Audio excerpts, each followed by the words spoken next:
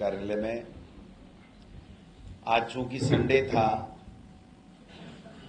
हम आपको डिस्टर्ब नहीं करना चाहते थे, लेकिन चूंकि आज ही का दिन महत्वपूर्ण था और आज ही के दिन ये बात हमें आप सबके साथ में साझा करनी थी, इसलिए आपको तकलीफ दी है। 12 अक्टूबर 2005 को केंद्र में यूपीए सरकार ने आरटीआई कानून बनाकर के सूचना का अधिकार सबको दिया और उस 10 साल के कार्यकाल में, चाहे वो मनरेगा 2005 में लाने का काम किया, चाहे वन अधिकार अधिनियम 2006 में लाने का काम किया, चाहे 2009 में शिक्षा का अधिकार लेकर के आए, 2013 में भूमि अधिग्रहण कानून और 2013 में खाद्य सुरक्षा गारंटी अधिनियम। ये ऐसे कानून थे जिनसे आम नागरिक को आरटीआई के माध्यम से सूचना का अधिकार मिला। मंशा बहुत साफ और स्पष्ट थी कि भ्रष्टाचार समाप्त हो, लोगों की जो चाहे वो छात्रवृत्ति हो, चाहे बजट की बात हो, सब चीजों में पारदर्शिता रहे और लोगों की बुनियादी आवश्यकताएं की पूर्ति बराबर हो। इसके लिए आज के दिन सूचना का अधिकार कानून लेकर के आए।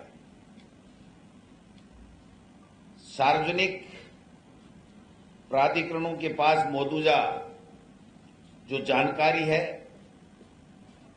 वो आम लोगों तक कैसे पहुंचे या उन सूचनाओं तक हमारी पहुंच कैसे रहे, इसके लिए राइट टू एजुकेशन कानून बना।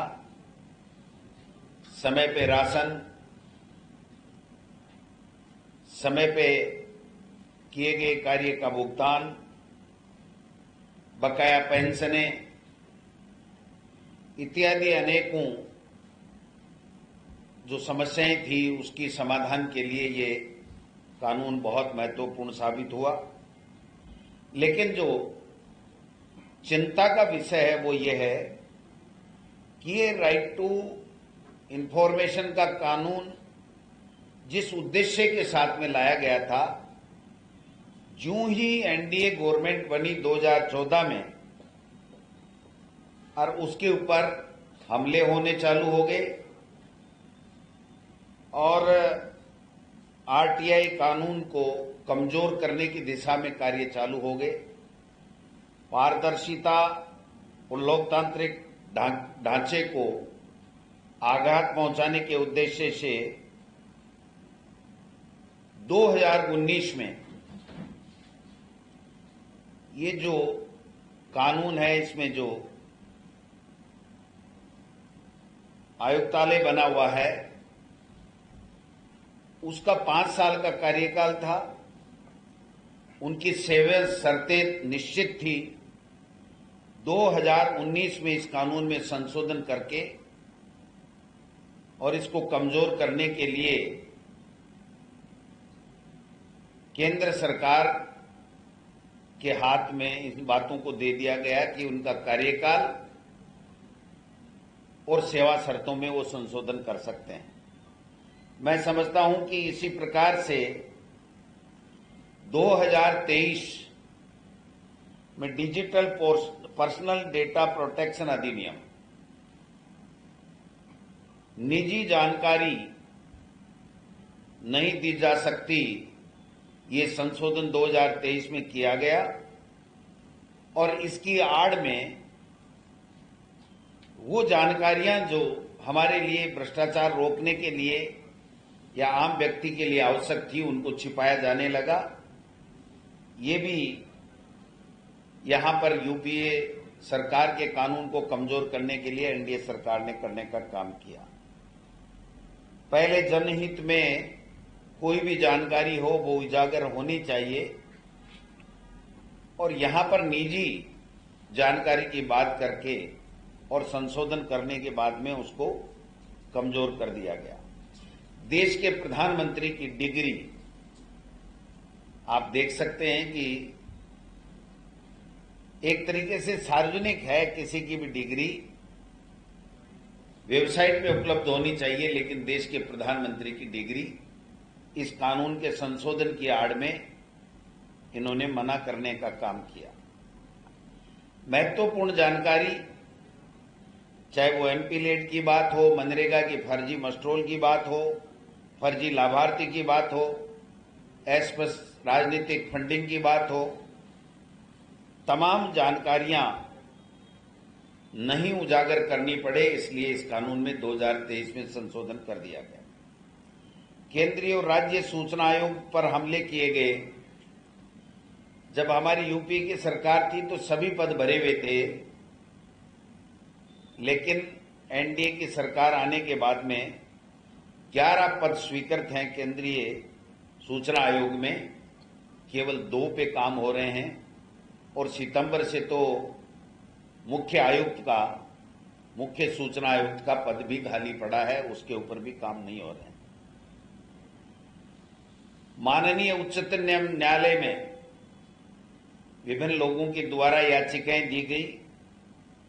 उदाहरण के दिए सुप्रीम कोर्ट में अंजलि भारद्वाज की याचिकाएं, जिसमें केंद्र व राज्यों को नियुक्तियां समयबद्ध करें और पारदर्शिता बनाने के निर्देश दिए गए, लेकिन आज तक उसकी पालना नहीं की गई। लंबित मामले और डेटा की अनुपलब्धता बताते हुए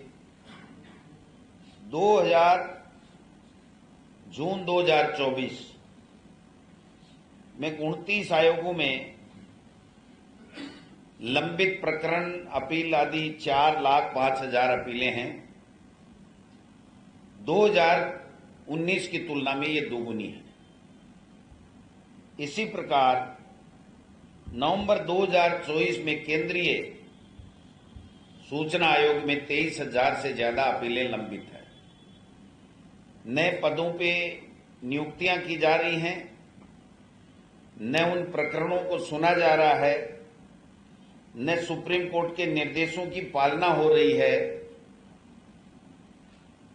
और व्यक्तियों पर जो आरटीआई लगाने वाले लोग हैं उनके ऊपर हमले हो रहे हैं, उनकी हत्याएं की जा रही हैं। भोपाल के कार्यकर्ता पर्यावरणविद शैला मसूद, अवैध खनन की बात की, आरटीआई लगाई, गोली मार करके हत्या कर दी गई। सतीश सेठी, भूमि घोटाला, हत्या कर दी गई। सीबीआई जांच में रियल एस्टेट के माफियाओं का नाम उजागर हुआ। और तो और विसल ब्लोअर्स प्रोटेक्शन एक्ट, जो यूपीए सरकार के समय पारित हुआ था, आज की तारीख तक 11 साल बाद में भी उसकी पालना वो लागू नहीं किया गया, उसके नियम नहीं बनाए गए, जबकि अमेरिका और यूरोपीय संघ में इसको महत्वपूर्ण माना गया है, वहां पर कानून बने हुए हैं, लेकिन हमारे देश के प्रधानमंत्री जी न खाऊंगा न खाने दूंगा जुमले देते हैं, विदेशों में घूमते हैं। आज आरटीआई जो 2005 में जो कानून बना था, उसके बाद में आपने देखा होगा कि ये संशोधन करने के उपरांत देश के प्रधानमंत्री जी पीएम केयर फंड में क्या पैसा आ रहा है, कहां पैसा खर्च कर रहे हैं, कोई जानकारी नहीं। कोविड के दौरान कितने लोग मरे, निजी और गोपनीय जानकारी के नाम से ये सूचना नहीं दी जा रही है। पारदर्शिता लाने के लिए था, लोगों को जानकारी मिल सके, सरकारी योजनाओं का जो पैसा खर्च हो रहा है वो किन जगह जा रहा है, सही जगह खर्च हो रहा है नहीं हो रहा है। और अध्यक्ष जी और मैं दोनों पंचायत राज से आए, बहुत अधिक पैसा पंचायतों में जाता है, लोगों को पता ही नहीं रहता कि ग्राम पंचायत में मेरा पैसा कहाँ पे आया है, कहाँ खर्च हुआ है। तो ये सब एक इस प्रकार का हथियार जनता को दिया हमारी सरकार ने, और मैं समझता हूं इसकी शुरुआत 2005 के अंदर आदरणीय मनमोहन सिंह जी ने शुरू की, और सोनिया गांधी जी उस समय हमारी यूपीए की चेयरपर्सन थी, उनका ये पूरा श्रेय जाता है। इसकी शुरुआत उससे पहले राजस्थान में हो गई थी। राजस्थान में सबसे पहले आरटीआई की जो डिमांड की थी भैरव सिंह जी ने की, और उस समय हमारी सरकार ने 2002 में आने के बाद में इसकी एक नींव रखी। और जब हमारी सरकार केंद्र के अंदर आई तब एक बहुत मजबूत सशक्त कानून इस देश के हर नागरिक को देने का काम हमारी कांग्रेस सरकार ने किया। और मैं समझता हूं, इसका छोटा सा उदाहरण मैं देना चाहूंगा। अभी विधानसभा के अंदर कैमरे लगे, हमने जानकारी मांगी, इन लोगों ने जानकारी नहीं दी, लेकिन हमने आरटीआई लगाई, उसको भी इन लोगों ने रोकने का काम किया। लेकिन आरटीआई के माध्यम से वो जानकारी हमें मिली। बहुत ही जल्दी आप सब लोगों को बुला के वो जानकारी मैं साझा करूंगा। लेकिन वो जानकारी ऐसी है, अगर आरटीआई नहीं होती हमें वो जानकारी नहीं मिलती किस प्रकार के जो घोटाले ये लोग कर रहे हैं, और हमारे जो आरोप हैं उनके अंदर जो सच्चाई है वो बिना आरटीआई को उजागर नहीं हो पाए।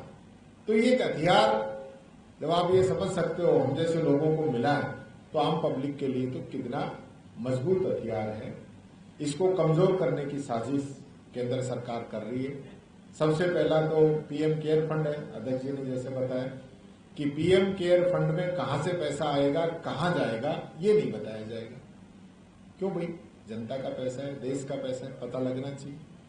फिर आप अलग अलग पर्सनल डेटा का नाम लेकर आप अलग अलग रूप से इसको कमजोर करना चाहते हैं आरटीआई को, ताकि लोगों तक जानकारी नहीं जाए। तो आपकी मंशा क्या है?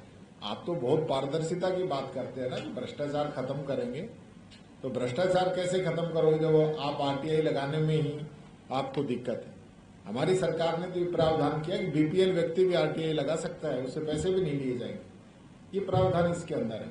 लेकिन धीरे धीरे मोदी सरकार जो है, केंद्र सरकार जो है, इसको कमजोर करना चाहती है।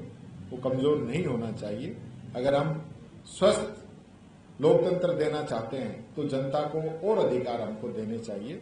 और आरटीआई का जो अधिकार है, मैं समझता हूं बड़े बड़े घोटाले इन अधिकारों की वजह से खुले हैं।